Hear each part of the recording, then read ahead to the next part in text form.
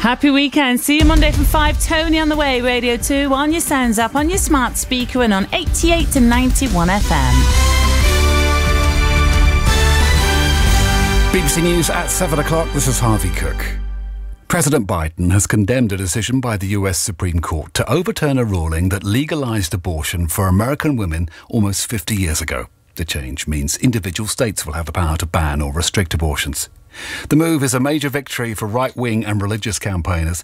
Speaking at the White House, Mr. Biden said the ruling would put the health and lives of women at risk. Today, the Supreme Court of the United States expressly took away a constitutional right from the American people that it had already recognized. They didn't limit it, they simply took it away. That's never been done to a right so important to so many Americans. But they did it. It's a sad day for the court and for the country. The former Conservative leader Lord Howard has said Boris Johnson should resign for the good of the party and the country after two crushing by-election defeats in Wakefield and Tiverton and Honiton. The Prime Minister said he accepted the results were a disappointment and he would listen and learn from the experience. The leader of the Welsh Conservatives, Andrew R.T. Davis, said voters had sent a message to Westminster. Each and every day the Prime Minister gets up, like any leader, they have to look in the mirror and ask themselves, can they continue to deliver for their country and for the people who've put them into office?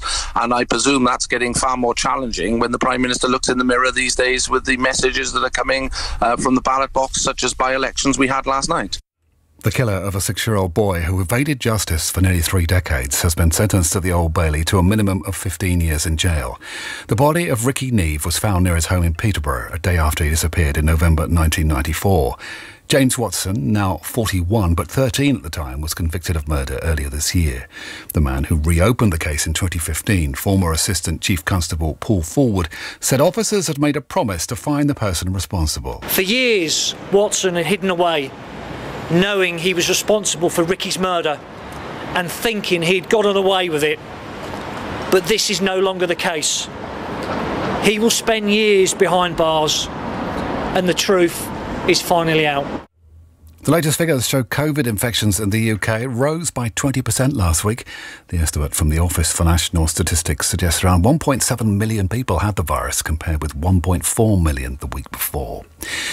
Ukraine's President Volodymyr Zelensky has appealed for support from the crowds at the Glastonbury Festival via a pre-recorded message played at one of the stages. He called for people to help Ukrainians who've been forced to flee their homes because of the Russian invasion.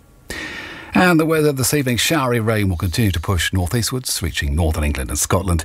Tomorrow there'll be scattered showers for much of the UK, along with some sunny spells. And that's the BBC News at 3 minutes past 7. Thank you very much. Now, Tony Blackburn's Golden Hour. 88 to 91 FM. BBC Radio 2. My buddies and me, you're getting real well known. Yeah, the bad guys know us and they leave us alone. If you change your mind, Take a chance, I'm the first in line. Honey, I'm still free. Take a chance on me. Never gonna give you up, never gonna let you down.